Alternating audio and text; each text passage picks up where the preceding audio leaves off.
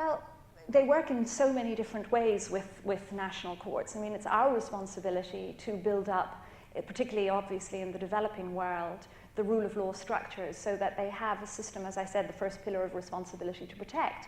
The rule of law weaves its way through each element. The first pillar is to assist for states themselves to develop their own systems of international criminal justice and to become parties through the Rome Statute, to become parties to the relevant international treaties, such as the refugee treaties, the human rights treaties.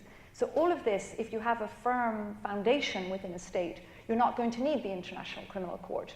A, because hopefully the crimes will not be perpetrated because you have a solid foundation. But if they are, there should be a national system. Libya is a good example. As you know, or probably do know, there's tension at the moment between the International Criminal Court and the Libyans, because the Libyans, basically what we say and what we believe is that justice is a nation's choice. Libya has found itself now in a post-conflict situation. Transitional justice is in place. And we are assisting Libya both within the UN, within the organization, and the broader international community to build up its infrastructure, to build up its stability, etc.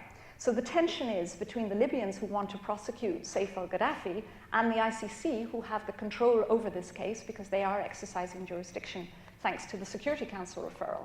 So it's they who have the right to determine whether Gaddafi should be referred, but the Libyans are saying he's ours and we want to deal with him here. So. Well, how do you get the balance right? And again, these issues are extremely complex. There's a lot of emotion involved in them.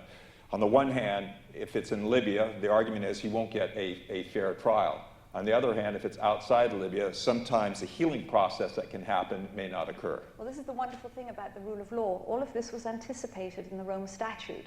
So the Rome Statute provides that where the ICC has jurisdiction over a case, it is the ICC and the judges of the ICC who determine whether the state is both able and willing. So we clearly know that Libya is willing. The question for the ICC is it able? And that is a matter for the ICC. It is not a matter for the Libyans. But the Libyans at the moment are pushing the case that he's theirs and they want to keep him. So there is this tension and the matter is proceeding accordingly.